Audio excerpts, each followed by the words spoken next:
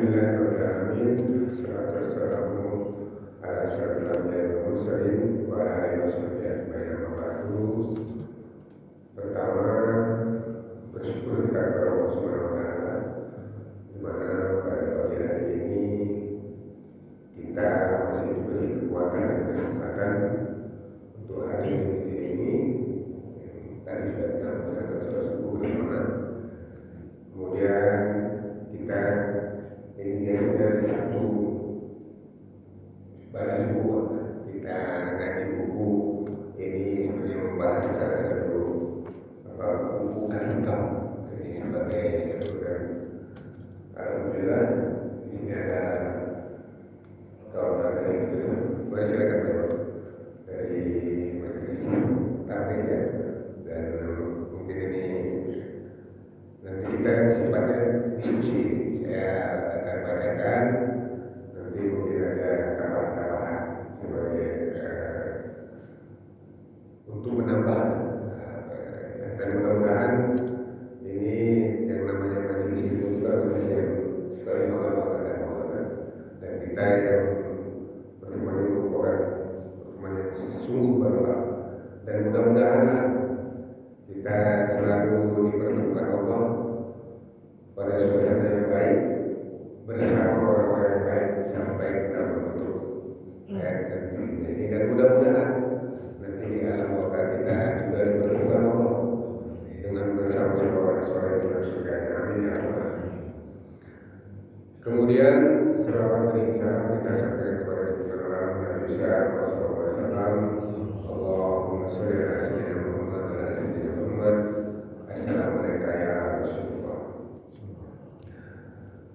Bapak-bapak majelis yang berbahagia, orang tua kami di sini, para ulama dan saya di sini, karena ini kegiatan rutin kita untuk membahas ini, dan mudah-mudahan kita diberi kekuatan oleh Allah Subhanahu wa taala untuk bisa memaknai dan mengamalkan apa yang kita diskusikan. Pada pagi hari ini kita sudah sampai kepada hikmah yang ke-38. Judulnya di sini harapan yang tinggi kepada Allah Subhanahu wa taala. Kalau sebelumnya kita sudah membahas bahwa Allah itu ada dengan sendirinya. Jadi kemarin kita sudah diskusikan bahwa sesungguhnya keberadaan Allah itu membuat kita tidak ada sebenarnya. Dan para ulama sering mencontohkan dengan apa senter. Senter itu kan hidup ya kan. Tapi kalau ada cahaya yang belum bisa hilang ya kan, nggak nampak ya. Nah, itulah keberadaan Allah itu sebenarnya kita tidak ada. Dan Allah itu dari dulu sampai sekarang keberadaannya itu tidak tergantung dari Allah. Ya dari sendirinya. Nah itu yang kemarin. Jadi hari ini kita akan diskusikan bagaimana harapan yang tinggi kepada Allah Subhanahu wa taala. Di sini Ibnu Athaillah As-Sakandari mengatakan bismillahirrahmanirrahim. La tata'adda niyatu himmatika ila khairi fal karim la tatahul amal. Janganlah engkau menaruh harapan dan cita-cita selain kepada Zat yang Maha Mulia. Sesungguhnya kedermawannya tidak dibatasi dengan cita-cita. Jadi kita di sini diingatkan oleh As-Sakandari Ibnu Athaillah As-Sakandari ini bahwa harapan itu tidak ditujukan hanya kepada Allah Subhanahu wa taala, tidak kepada yang lain. Jadi janganlah engkau menjadikan selain Allah sebagai sandaran atas keinginan dan cita-cita. Sesungguhnya sifat dermawan kedermawan Allah itu tidak terbatas dengan keinginan dan cita-cita semua manusia. Seorang murid yang memiliki cita-cita yang tinggi tidak mungkin menjadikan selain Zat yang Maha Karim dermawan sebagai sandarannya, dan pada hakikatnya tidak ada yang dermawan kecuali Allah Subhanahu wa taala. Jadi kita di sini diingatkannya untuk selalu menyandarkan apapun ini kepada Allah Subhanahu wa taala. Jadi kita janganlah berharap atau mendatangi untuk menghasilkan hajat baik itu zahir batin dunia akhirat kepada selain Allah.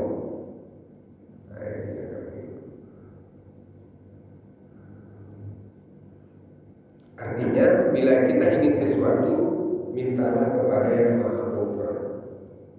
Siapa yang Maha Pemurah itu? Ya Allah Subhanahu wa taala. Salah satu yang asma Allah itu kan Al-Karim, ya. Jadi Maha Pemurah. Jadi berdoalah kepada Allah bila ada masalah. Baik itu persoalan dunia, baik itu ada hajat dunia, akhirat, zahir, batin, dan bila kita meminta Allah akan memberikan. Jadi dari Allah sendirian bila kita meminta. Jadi janganlah kita berharap kepada yang lain. Katanya kita kalau berniat aja untuk berdoa itu sudah dapat pahala. Berdoa kita dapat pahala 10. Dan apa yang kita harapkan itu akan diperkenankan Allah sesuai dengan keperluan kita, bukan sesuai dengan keinginan kita. Karena Allah Maha tahu apa yang kita perlukan. Jadi boleh jadi kita meminta, ya Allah, uang 1 juta, tapi mungkin Allah memberi 10 juta, 100 juta, karena segitu yang kita perlukan. Jadi Allah itu memberi apa yang kita perlukan, bukan memberi yang kita inginkan.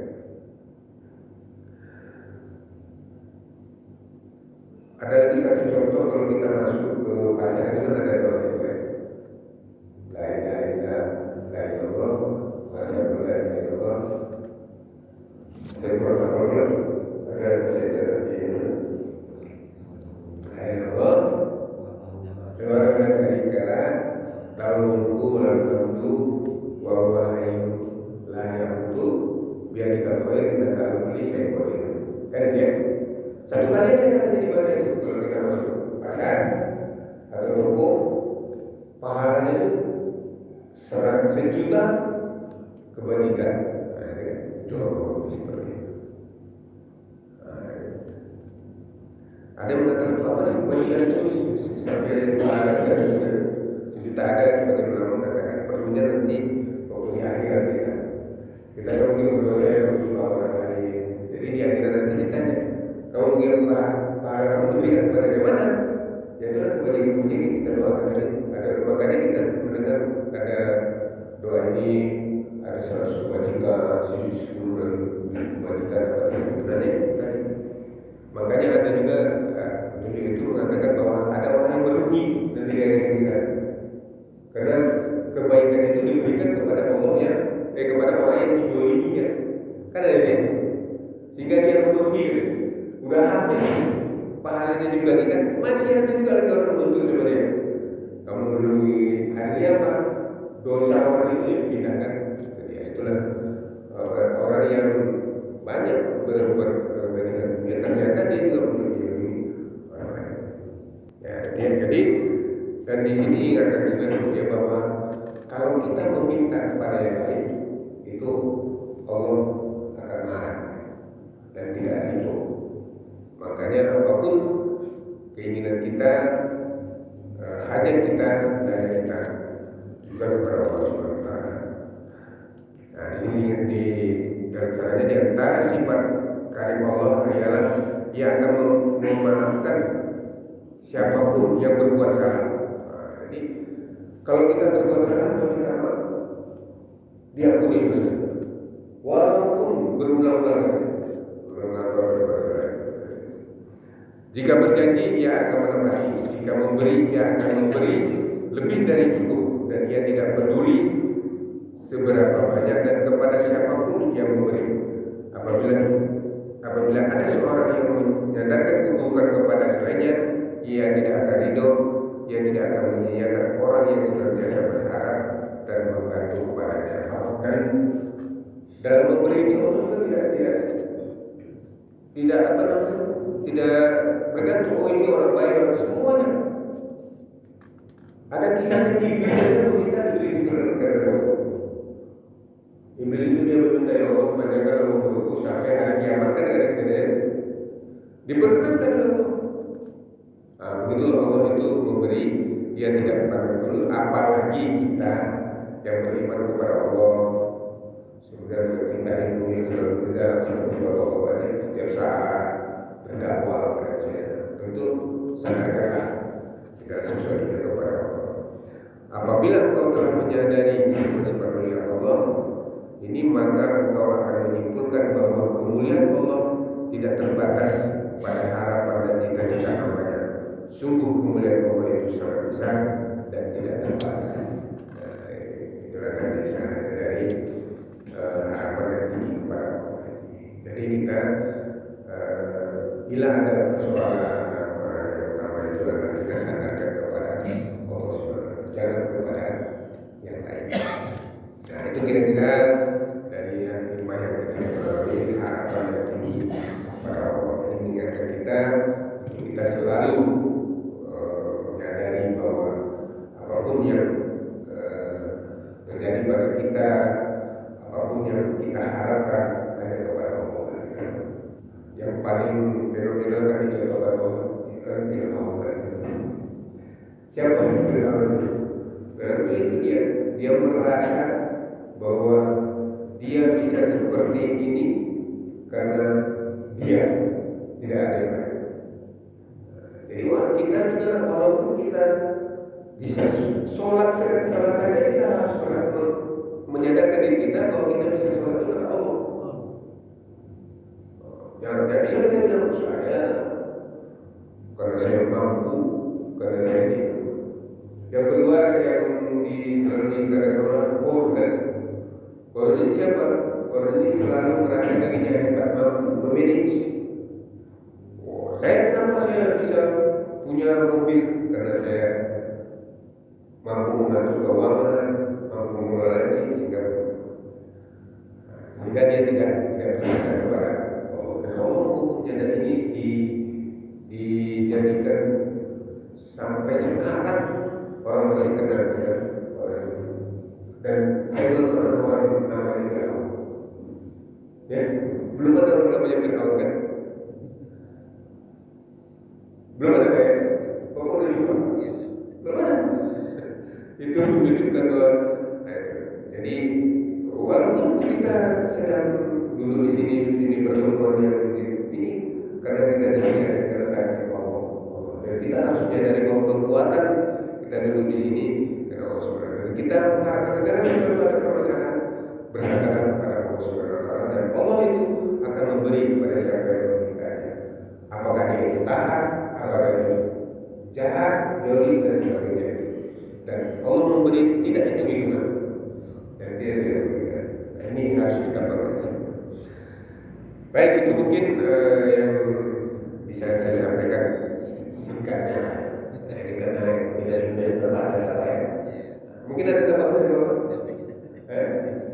Ada yang lain silakan. Pak Imam biasanya ini ada. Silakan Pak. Waalaikumsalam. Saya bisa ambil kesimpulan apa yang disampaikan dari guru kita. Yang saya sampaikan itu kesimpulan yang saya bisa pahami, yaitu kita hanya berharap pada Allah saja. Allah itu hanya mendapatkan kekecewaan kita. Ya. Allah itulah yang paling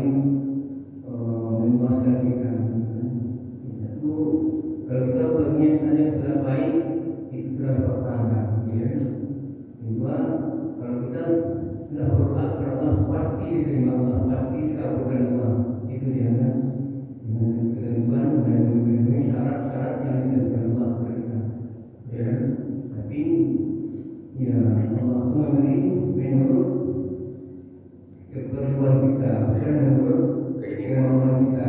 Nanti yang kita pahami. Kemudian selanjutnya Allah itu Maha Pengasih, Maha Penyayang. Allah itu Maha Pengasih kepada semua makhluknya, tapi penyayang kepada makhluk yang menghambakan diri kepadanya, sebenar-benar menghambakan diri. Itu yang disayanginya, itu yang saya pahami. Kalau salah ya sama-sama refleksi. Nah, itulah yang dapat saya pahami. Demikian dulu kemauan yang makan silakan. Assalamualaikum warahmatullahi wabarakatuh. Waalaikumsalam. Baik.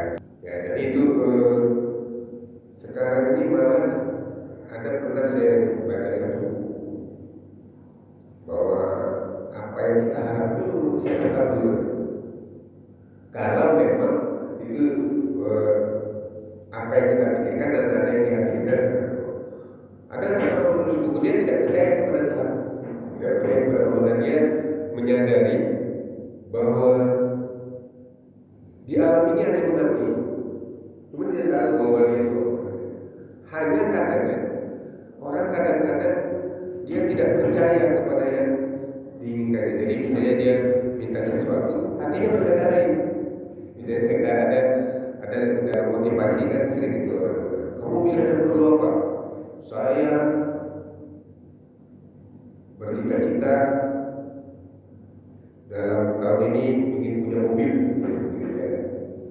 Nah, itu kalau itu katanya diucapkan, bahkan kalau ya ini tahu mana ya, bikin gambarnya apa dan sebagainya, itu bisa tergabung kalau memang itu sampai ke hatinya.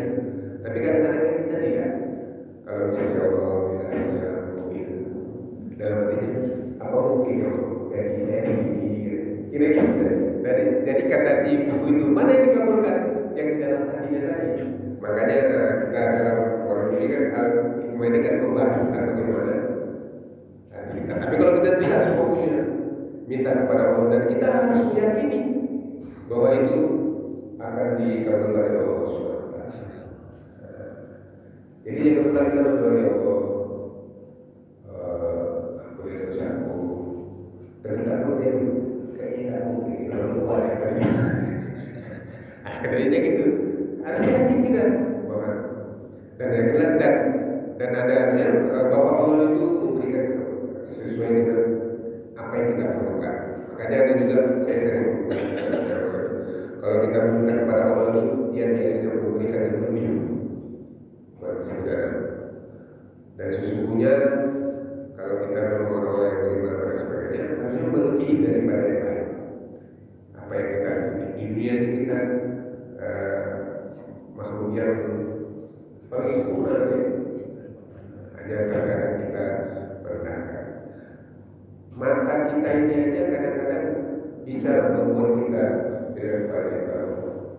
Contohnya saya lihat siapa apa aja.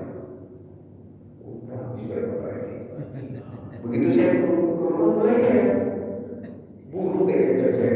Artinya kita sudah tidak bersyukur dengan pemberian Allah. Mulai kita kumpul-kumpul dulu. Kayaknya jam bagus selesai beli aja seperti apa. Itu dari mata kita ini aja. Nah, begitu kita lihat orang kayak mobilnya bagus ini. Mulai kita kayaknya mobil saya. Jadi padahal kita itu yang diberi oleh Allah Subhanahu wa taala. Tidak ada artinya pada sempurna ada. Hanya karena gara-gara itu dia tidak percaya kepada Allah Subhanahu wa taala. Padahal kita melihat orang ini hebat. Jauh hebat. Kita harus melihat bahwa itu adalah kekuasaan daripada Allah Subhanahu wa taala. Allah yang membuat dia begitu. Dia tidak mau.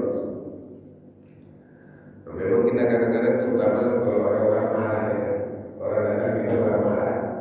Kita tidak langsung otomatis kita Allah yang mengirimnya marah-marah sama saya. Kita membalasnya dengan marah-marah. Nah, ini kenapa kita belum begitu merasakan kita? Kalau kita melihat sesuatu ini harusnya itu akan ada keberadaan Allah. Dan kalau ada sesuatu yang tidak bagus, kita minta kepada Allah. Itu yang lain. Ada perlu ditambah barangkali biar lebih sempurna gitu. Ada Pak? Ah, iya. Baik, saya kira itu yang mungkin kita bisa bahas untuk pagi ini. Mudah-mudahan kita diberi kekuatan kepada Allah Subhanahu Wa Taala. Ini kita alihkan banyak membahas tentang bagaimana supaya hati kita terbawa kepada Allah Subhanahu Wa Taala. Ya memang dalam melaksanakan itu kita mendengar ada namanya rukun Islam, rukun iman, ihsan, ya. Memang kita ini yang tingkat kedua adalah tingkat iman. Bagaimana kita ya kalau Islamnya itu rukun Islam tentang bagaimana kita menjalankan ibadah, mengucapkan kalimat syahadat, sholat, yang harus kita kerjakan tadi. Tapi ya kita katakan saya bisa khusyuk, Pak. Tapi dia tak sholat. Dari mana? Yang kedua tentang iman. Kepada saya dengar siapa bapak tentang iman itu. Bagaimana kita mempercayai, meyakini bahwa segala sesuatu itu bersandar kepada Allah. Bersedekah pun kita bersedekah itu kan Allah yang mengerjakan. Bukan karena kasihan. Dan kita disimpang ada orang kakinya tak punya kaki, kita kasih sedekah, kasihan dia. Tiba-tiba lari dia. Datang berpikir lari. Orang tua rupanya dan pintar dia. Kenapa? Apa yang salah? Kita memberi sedekah bukan karena Allah. Jadi yang kedua setelah kita menjalankan ini, yang kedua kita harus meyakini bahwa semuanya itu adalah perintah. Dan terakhir kita harapkan bahwa kita itu mata batin kita itu bisa melihat segala perlakuan Allah, gitu. Melihat adanya Allah. Makanya dikatakan seorang yang ihsan itu adalah kalau dia sholat, dia dengan mata hatinya dia bisa melihat Allah. Kalau tidak bisa, dia harus merasa bahwa dia dilihat oleh Allah. Kita senantiasa dilihat oleh Allah. Baik, saya kira demikian. Kita tutup pertemuan kita ini dengan doa kafaratul majelis.